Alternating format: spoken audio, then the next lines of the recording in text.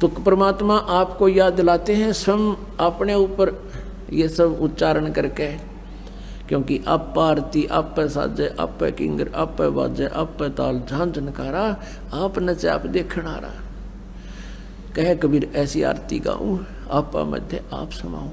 ऐसी आरती माने ऐसी लीला कर रहा हूं मैं, ऐसा ज्ञान सुना रहा हूं, अपने पाने की विधि अपने ऊपर ही उदाहरण दे देकर कह रहे हैं कि हमें बता रहे हैं कि तुम की ऐसी सतीथि हो जाएगी एक दिन। बंदी छोड़ दयाल जी तुम तक हमारी दौड़े, जैसे काग जहाज कहा अब तक न दूजी ठोरे। ये डीठ भूत है, परमात्मा इनके न गढ़न लाग रहे हैं। और यहाँ हम कोई जंतर मंतर नहीं करते, केवल परमात्मा की यथार्थ भक्ति बताते हैं, जिससे ये जो इस तरह के जो तीन ताप हैं आप पर नष्ट हो जाते हैं। ये प्रेत कौन है? ये वही आत्माएं हैं जो पहले मनुष्य शरीर में थी। जो निकम्मी आत्मा है वो पिट्टे जा छत्ते जा कुछ दिन ऐसे ही दुख सुख पाकर जाना तो इनको पड़ेगा। और जो बुद्धिमान अच्छी आत्माएं प्रेत योनि प्राप्त हैं वो तुरंत खिसक जाते हैं कि भगवान के दरबार में गंध फैलाना ठीक नहीं।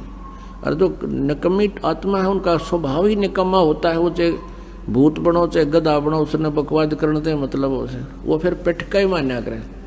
तो परमात्मा कहते हैं लातों के भूत बातों से नहीं मानते, इवन समारन लाग रहे भगवान। तो ऐसे अब ये भूत क्यों बने? अब जैसा कि हम उदाहरण सुना करती है, लोक वेद सुनाते थे, मतलब श्राद्ध निकालने चाहिए गुरुजी कहते हैं।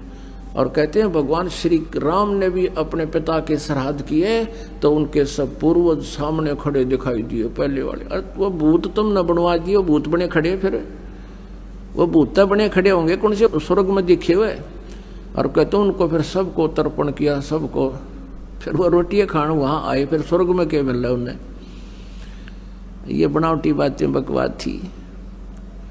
तो पुण्यात्माओं अब इस भक्ति से ना तो भूत बने अन्ना पितर बने, और आपके पूर्वज भी जो कहीं यदि प्रेत योनि में होंगे तो सबका छुटकारा ऑटोमेटिकली करवा देगा परमात्मा।